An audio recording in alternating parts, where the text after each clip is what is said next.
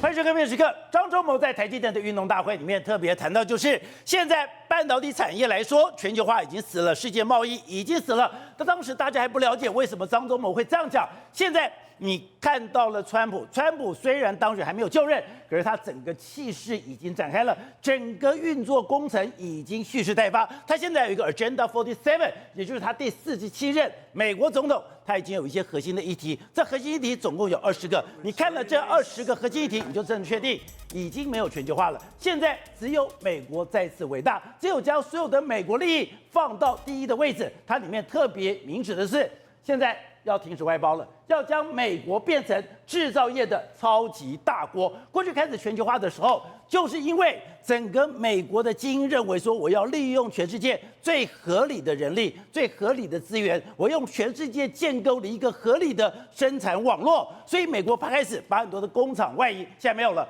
现在你这些工厂全部一个一个都要给我回来，而且他讲了，他现在要进行一个美国有史以来最大规模的一个驱逐行动。这个驱逐行动里面，第一个是我要将边境全部封锁，封锁了以后，移民不可以再进来，进来以后你的非法移民我要把你赶出去。还不止如此，他根本就在做了一个意识形态的斗争。我们知道这几年来，整个美国，我们讲他所谓的进步思想，在性别上面做了很多的开放，现在没有了。他现在怎么说？说你现在的跨性别的男性，你给我远离女性。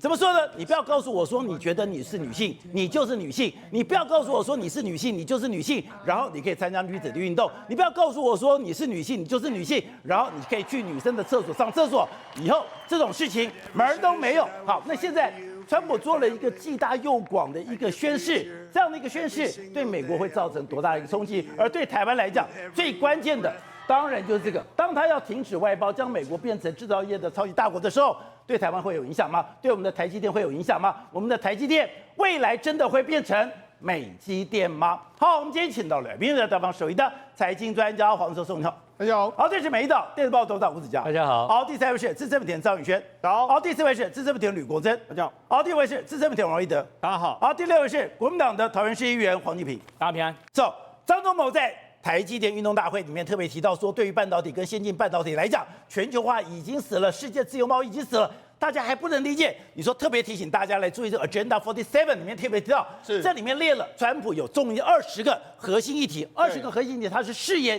一定要达成的。那你看了这20个核心议题的时候，你才知道，原来他是要搞革命的，对，他是要把整个美国做一个翻天覆地的大变化。第一个就是真的以后没有全球化了，所有东西我要再拿回美国，我们已经不要外包了，所有美国东西能够自己做的，我全部都要自己做。还有你现在这些移民都不要再来了，来了以后我把你赶出去。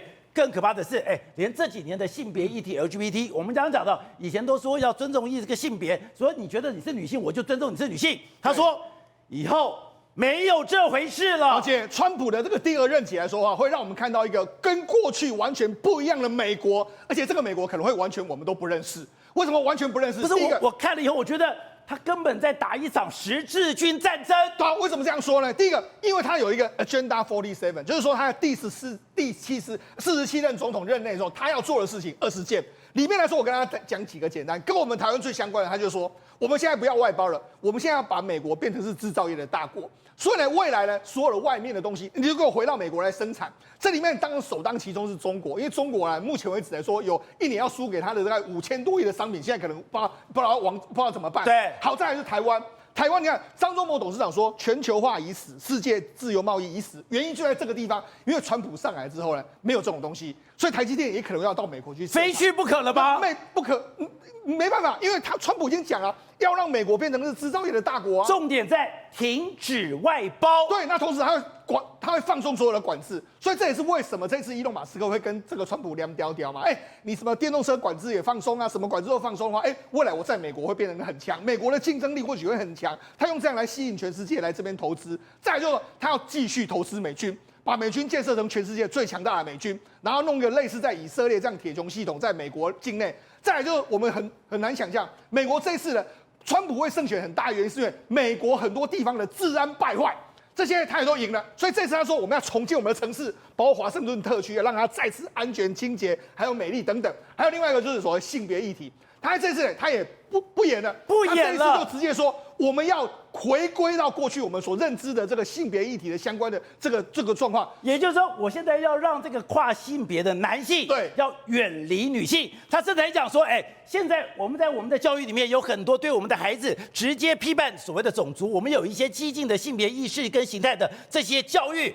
我要把你全部都拿掉。对，所以等于是说，你可以看一个完全不一样，跟我们想象中不一样的美国会在未来4年会出现。好，那我们就讲，实际上这一次川普还会胜选，还有一个非常重要的原因，就是他在边境地带几乎是完全赢的。比如说亚利桑那州，或是说内华达州，很多地方都赢。为什么？因为他现在主张封锁边境，立刻阻止这个移民入侵，然后史上最大规模的驱逐行动要展开了。所以我不但是要筑高墙，我不但是让你移民不容易进来，连你已经进来的移民，我也要实施一个美国史上最大规模的驱逐行动。所以宝杰，你知道，事实上他当选之后，那有一种类股的股票涨非常多，那就是监狱的股票。监狱，因为什么？因为他说驱逐行动之后会把这些人赶到监狱去，所以监狱就是这样子的一个状况。好，另外就我们讲，他不只是说要停止外包，让美国成为制造业超级大国，他还要变成是全世界最主要的能源生产国。所以就是说，他要开放什么？你这个页岩油啦、天然气啊，能够开采都给你开采。所以呢，电动车这种发展来说，它也会停止。所以呢，事实上它接下来那种所谓绿能产业，它完全都不一样。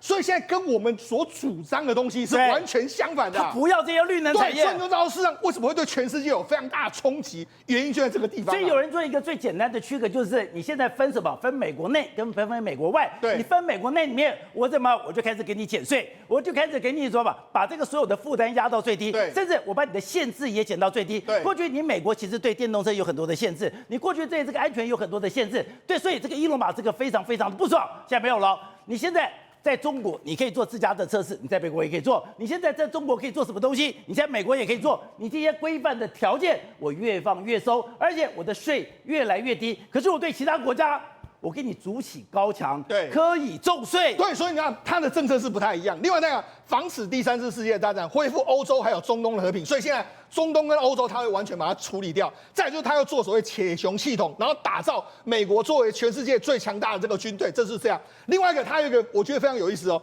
维持美元作为世界储备货币的地位。他说，如果你不用美元的，我会处分你。真假的？所以他这样他说的你不用美元的话，我会处分你。所以事实上他现在真的是完全非常强大跟意志的。所以这个也是冲着中国来的，因为中国一直希望在金砖5国或者跟他所有的买石油跟沙特阿拉伯之间，用人民币做这个计价。所以你今天想要不用美元计价，用人民币计价的话，你就是跟川普为敌。对，另外一个很多方面都是包括说像性别意识，或者说包括说像所谓的，他说校园，目前为止很多美国校园有支持哈马斯，我们要把它驱逐出去。然后另外我觉得跟台湾有关系，他说确保我们的选举安全，包括当天投票、选民的这个身份识别、纸本选票，还有公民身份证证明等等。这就是为什么之前伊隆马斯克有转贴一个台湾投票的这个状况。所以那上未来的美国真的会走出，如果4年下来的话，会让我们跟以前的美国是完全不一样的这个美国。好，所以我们刚刚讲到，你现在当然这个冲击越来越大的时候，有一个国家非常紧张。当然台湾现在一定要睁大眼睛来看，这样的一个发展对台湾到底是好还是坏？我们到底要为川普当选付出多少的代价？在中国来讲，非常可怕的是，他现在刚刚当选，刚刚当选，美国商务部就开始施压喽。施压这之前不是我们台积电的晶片怎么跑到了华为的手机里面去？这个是可忍孰不可忍。所以现在已经下了一个命令，你现在台积电7奈米以下的产品，你绝对不可以有任何的中国客户。没错，现在传出来的这个消息就是说，台积电已经通知了中国的相关的客户说，7奈米以下的这个晶片，我已经帮你不帮你代工了。那这里面包括说像 AI 晶片。电动车自驾的这个系统，还有 GPU 等等，几乎都没办法用，所以等于是中国7奈米以下先进制程，他们是完全拿不到相关的这个晶片的这个来源了。所以刚刚讲到的，美国现在所谓的再次伟大，就是我解除了美国内部的限制，我解除了税。他说以后你给小费完全不用再收税，劳工我要给你大量的减税。当然呢，你现在在加诸在美国商业上，以前不知道跟你讲什么反托拉斯法啦，给你有的没有的限制，现在竟然也要一个一个拿掉了。川普上台之后，他会对美国企业都是大，比如说他目前的企业税是21%，他把它降到15%的状况，企业也减税，个人也减税，所以等于是你到美国去投资非常便宜，然后到美国去投资任何东西，我们没有管制，比如说伊隆马斯克很在意的就是包括说自动驾驶的这个监管，我把它拿掉。所以等于说，自动驾驶的这个问题来说，在美国就没有问题了。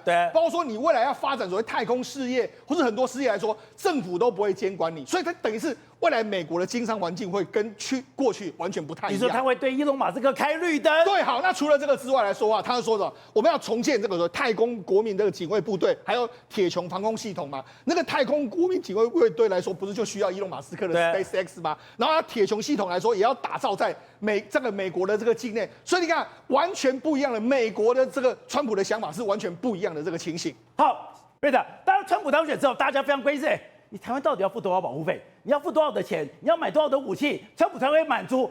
可是后来你跟我们提了一个表，我自己看了以后也吓一跳，是搞了半天，当时我们最重要的是反辐射飞弹了，我们的这个所谓的 MK48的鱼雷，我们想买很久买不到的，包括我们刚刚讲 F16B、F16A 跟 B 的这个升级方案，包括我们的这个所谓的 M1A2 的这个坦克，包括我们的海马斯火箭弹。竟然都是在川普第一任的时代卖给我们的。我讲个笑话好了，这次在美国总统大选的那个选举过程当中，川普不止一次讲说台湾要付保护费，对不对？那么你知道一件事，在日本，如果山口组要你付保护费，你付了以后就给你一束花，花上面有个山口组的菱形标志，如果放了这把花在门口的话，全日本所有的帮派谁敢来，山口组立刻跟他火拼啊！真假的？当然是这样。所以各位，如果你到日本去看到前面有一个菱形的那个标志，上面一个就是山，下面一个就是口，山口组的地盘，我付你保护费，山口组还敢有人来说保护费的话，跟你开拼火拼啊，跟你开干啊！所以呢，事实上就怕对方不开口而已啊。为什么这样讲？如果你去看川普当年当总统的时候，我这个人有什么讲什么，我讲坦白的。川普当总统的时候，就卖给我们什么？上个月底来的海马斯火箭弹相关的系列来了11套，对不对？海马斯是川普卖我们的，海马斯是川普卖给我们的。当时当总统不是拜登卖的。上个月真的来到台湾了。海马斯火箭弹好不好用？去问问乌克兰的军方就了解了嘛。还有问问俄罗斯嘛？为什么？因为随便一颗就端掉了俄罗斯整个阵地嘛。俄罗斯最先进的飞弹防御系统跟全部被它端掉嘛。所以海马斯火箭弹当然对台湾来讲，300公里的误差在10公尺之内啊，这样好的一个火箭弹，不客气说了。对岸的中国火箭弹有一堆了，但是没有一颗像海马斯火箭弹那么准的嘛。所以呢，当时川普卖给台湾。那除此之外呢，马上这个最快在本月底到下个月初会来到台湾的38辆 M1A2T 的布莱德坦克。那么这个布莱德坦克呢，跟各位等于说介绍一下，台湾我们买的时候呢，特别加价购买了相关的电力系统。所以呢，我们来的这一批比美军现用的 M1A2 还要棒这38辆呢来了。那紧接着来，明年后年总共全部都到了以后呢，108辆会放在什么地方？你们大家都知道了，新竹湖口的装甲兵，还有桃园台地等这些地方，捍卫我们的这个等于中枢嘛。还有除此之外呢，包括还包括这个等于说MQ9B 的4架的死神无人机。对，宝杰，你知道这4架无人机啊，既然川普不是要跟我们收保护费吗？对，我告诉你，我们给他加码。我们买的这4架的 MQ9B 的这个等于说死神无人机，你知道这个无人机除了可以加装挂架挂地狱火飞弹之外，你知不知道台湾有一个梦寐以求，在川普上一任当总统的时候，没有卖给台湾的智慧型水雷，可以直接挂在 MQ9B 的无人机上面，它可以放水雷。对，这个智慧型水雷，对不对？可以直接挂在上面。我们的 F16。我们的这个 C131都 P3C 反潜机都可以挂这个智慧型水雷，连这4架要卖给台湾的 MQ9B 的死神无人机呢，都可以挂这个智慧型水雷啊！各位，我们不是有那个中科院的我们相关的万象1型、2型什么什么水雷，对不对？一来老旧二来那么它数量没那么大，智慧型水雷，川普上次因为我们要买不卖。而拜登是现在的副总统萧美琴那时候当驻美代表的时候，去跟他讲了好几次，不卖就是不卖嘛。智慧型水雷，你不是在台湾发展这个所谓的不对称作战嘛？告诉你，只要有这个智慧型水雷，我告诉各位，它现在不是有动拐5、动拐6、动拐1、动拐2的很多的大型的这个什么相关的，那么登陆舰呢，要把兵给跟包括海马斯气力坦克运过来嘛？对，只要有这个智慧型水雷，他们要运过来的时候。他们会多想想再过来，为什么？因为它可以潜在这个台湾海峡。我们现在的万象水雷都只能在港口附近30-40公里最远，你不会超过那个地方。智慧型水雷直接在海峡中线就下去了。下去以后呢，里面内建的电脑，只要我们打开了以后呢，它自己分辨把动拐1、动拐2、动拐5、动拐6全部内建在里面。智慧型水雷自己会抓，对，来了以后自己起来就把你炸了。所以你要知道，那么除此之外呢，事实上拜登在当时就把很多的这个相关包括 F-16V 啊，就是 F-16CD 的川普就把 F-16V 上面的相关的这个雷达呢，事实上呢就可以测到，不客气说了，连歼20都测得到了。但是问题来了，这些都是川普当时卖给台湾的嘛。对。但是那时候因为他旁边的测试啊，都对台湾比较等于说啊，这个对台湾比较友善嘛。那相较之下，我不是以美论，但是我说实话，拜登这个老狐狸，过去3年半。没有卖台湾一个像高科技的武器嘛？他不是卖很多吗？卖16次，对不对？卖16次，没有一个高科技武器，我非常不爽。我可以告诉大家，因为他对台湾虽然有什么有那个快要500亿的什么军援啊，这个子弹啊，什么东西，他最多送我们300枚的刺针飞弹，已经运到台湾来了，送的。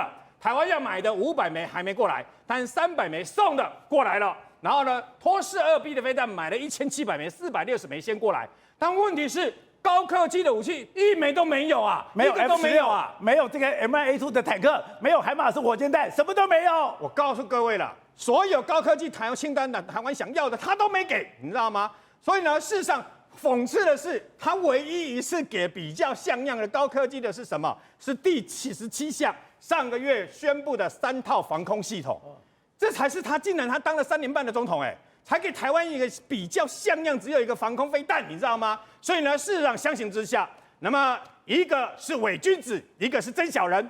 为什么呢？因为拜登就是伪君子，他给台湾没有，给台湾给我们的那免费的军援的这些这个子弹，竟然有过期的，黄单衣有烂掉的，太离谱了嘛！但问题是他是伪君子，因为他不想让台湾太强大。可是川普是真小人。所以真小人既然敢跟我开口说要保护会，我就怕你不开口。但是我开口了以后，你不卖我们的话呢，那就是你川普跟美国的事。好，宇轩，当然在这次美国总统大选的时候，有一个大家觉得跌破眼镜是，伊隆马斯克怎么这样子全力相挺？伊隆马斯克一开始是支持民主党的，到底什么样的原因让他跟民主党交恶？然后呢，这次是全心全力、义无反顾的全力支持川普，搞了半天，那第一张的骨牌。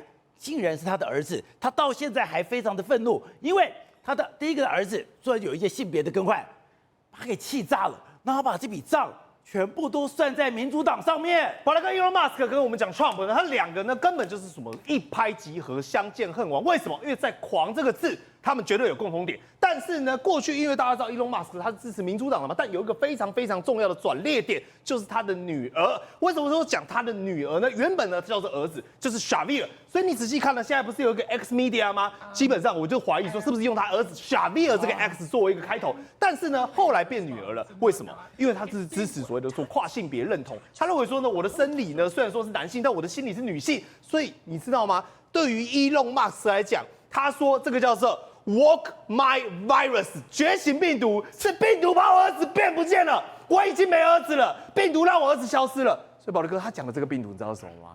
就是民主党的这些进步价值跟进步思想。所以各位你知道吗？为什么川普罗列这么多政策，其中有3项都是为了Elon Musk打中他的心？你说第16条、第17条。跟伊隆马斯克都有关系。对，事实上是15、16、17，但15条是电动车，我们先不谈来哦。16条讲的是什么？他说我们呢要对我们孩子宣扬这种批判性的种族理论呢，如果你敢这样做，他说学校 school 做这种事情，我们就削减你的预算。各位，来，我先讲第一个批判性的种族理论，你知道什么吗？就是白人要感到很愧疚。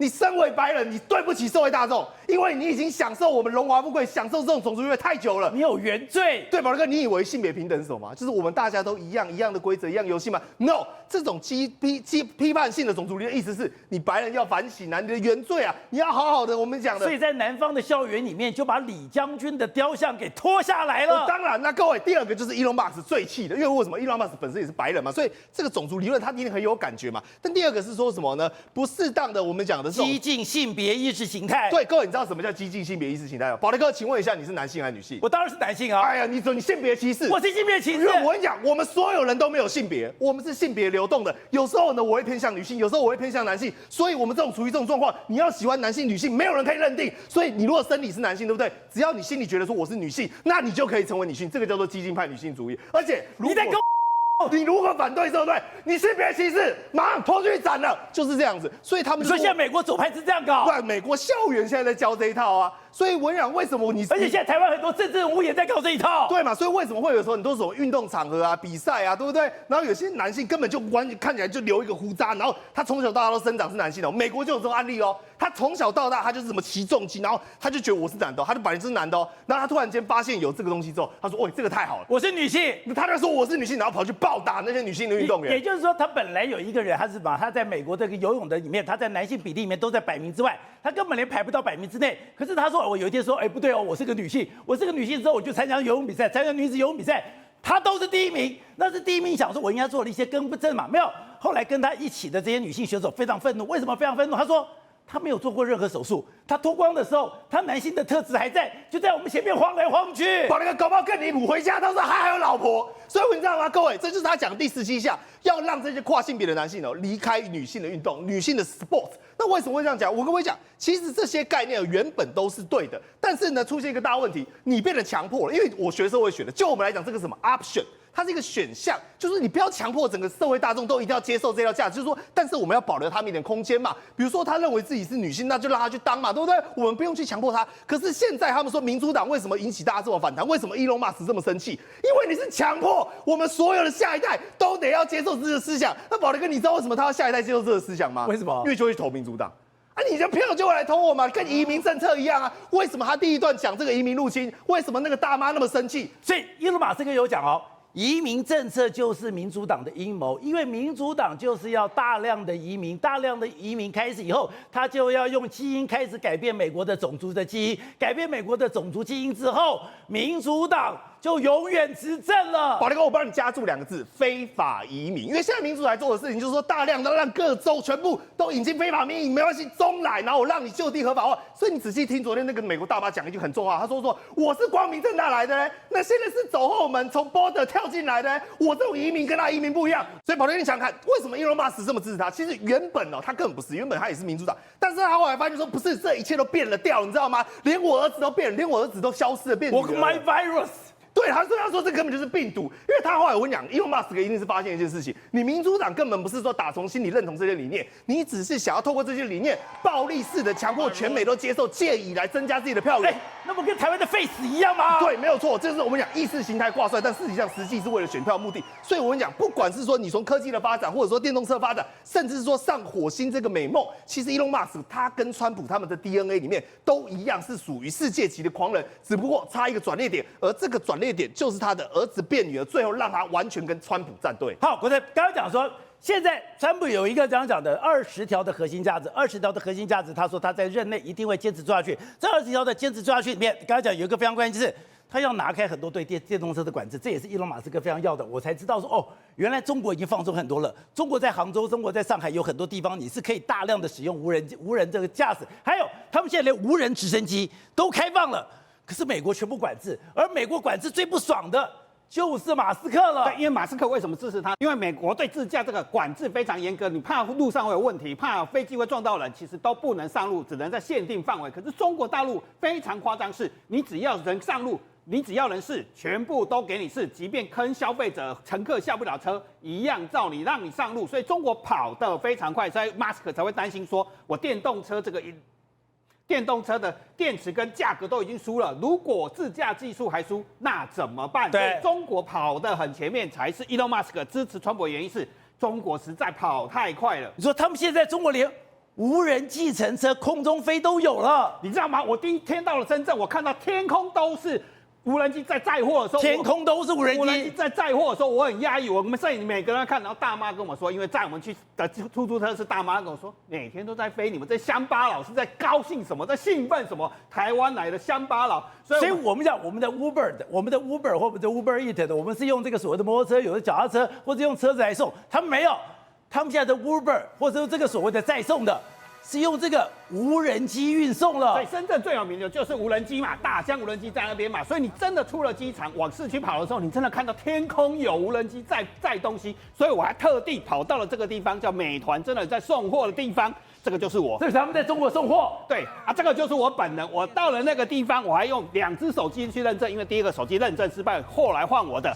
我真的点了3杯米克夏的杨枝甘露，到现在我还想那3杯杨枝甘露，因为它真的送来了。我看了手机可以看它送来。等我看，这个是商周的报道，然后这个是果晨，果真就在这里，然后呢我就在这边这个直接下载，然后呢这是空无一人，这是一个公园它居然就有一个无人机。把杨枝甘露送到你的面前了。没有，中国是什么都是，但是坑消费者也没关系，它是丢到这个里面的箱子，你要输入手机后四码，结果输入错误，因为中国是10码，台湾是9码。可能是这个软体问题，所以我后四码永远都是错的。那你的杨枝甘露呢？杨枝甘露还在里面，我人在台湾了，而且我到现在还不愿意签说77块，我还打去客服，我打的客服比国际电话还要多，这个国际电话钱比77还多，我就一直问他说我的杨枝甘露呢？他说亲爱的请输入手机后四码，就是打不开嘛。好，那我远端帮你打开，还是打不开嘛。中国就是这样，我先让你上路就关，反正就是444。消费者拿不到，那是你家的事情。77块还不愿还给我，他们很容易容错。更有趣的是，中国的无人车叫什么？马斯克怕的是什么？萝卜快跑，但是萝卜快跑，出租车司机什么？你看到萝卜要快跑，我这一次差点带榔头去，你知道吗？我怕下不了车啊，因为到时候跟杨枝甘露一样锁在里面。后来我是用中国手机，你按下去就会开，结果无人车真的开了，无人车来这样。来了一个司机，为什么要有司机？因为中国是先试再说，先上路再说。其实是出租车这个司机告诉我们很清楚，因为他看到障碍物，他跑不动，所以一定要随时有人介入开车。所以不是真的无人车，无人车只要有车，他就要司机，因为他跑不动。所以中国就是这样，我先试再多，先上路就是要拼得比美国快。好，所以吴总刚才讲到，这次等于说川普当选之后，他还没有就任，他的冲击波已经改变全世界了，而且在这个 road 就看到他那个核心的20条以后，他根本就是要对整个美国做一个翻天覆地的大变化嘛。刚才讲到的现在美国我们之前讲加州不是一个零元购吗？不是已经搞得非常的这个诟病吗？搞得很多店家都受不了吗？他们自己定价透过公投把它给推翻掉了。川普这次选举过程中，他办了900多场的造势活动，那900多场里面，中间他讲了很多话。包括1天之内要解决俄乌战争，也包括说要台湾付保护费。对，到底何者为真，何者为假？虚实莫辨。我讲的，然后所以大家今天开始，所有包括欧洲开始在解读，到底川普未来会是什么样？到底要干嘛？不知道。但今天，我认为今天你写的这个，我们看到这核心20条，这20条是看到一个大的一个战略架构出来了，已经有详细的项目哦。那它有没有可行性？它能不能执行成功？因为这中间涉及到很多经济议题，经济议题是不要忘记哦，它为什么胜选？有一个主要原因呢，通膨哦，它要搞这通膨起来怎么办？它如何能够控制到通膨不起来，又能让美国伟大？所以这整个是一个非常庞大的运动，它不是要1天之内完成，这整个事情完成可能要20年的时间，所以它根本上还是回到它的基本面。什么叫基本面？就是它的 MAGA， 就是 Make America Great Again， 让美国再次伟大。它变成一个运动的话，就不是1天2天的问题了。对，那我们要来探讨川普的力量来源来自于哪里？来哪里？那你要知道，所以你要从他的胜选当天晚上的演讲，我特别注意到胜选的演讲的几个，他是非常不是很长的演讲，但那个演讲内容你要去解读它的话，很有力量。第一个很有力量，第一句话，你看他讲的很清楚。他说：“上帝啊，保全我的生命啊，是有原因的。你看到没有？他 God spared my life for a reason， 他有原因的。什么原因呢？他原因他后面前面讲一大堆，其实最后一句话，他说什么？让我们美国是有一个黄金的年代。他是我们讲，所以他是什么意思呢？他的力量不是来自于他个人，很多人在分析他这次赢多少，我认为不是。”是他这一次幸免于难，他认为那个恩德是来自于上帝，那个是来自于他的信仰，他的基督教的福音派的信仰。所以是什么？他是谁？他不是美国总统，神选之人，他是神选之人呐、他这个神选之人，所以很多人解读川普都错了啊，大嘴巴，他乱讲的。这次不是，这次是玩真的，他真的跟你搞到底，包括欧洲都还没有准备好哦，但是川普已经准备好了，他会坚持这个下去，而且他会颠覆整个地球，他把解放了整个美国所有的想象力跟创造能力。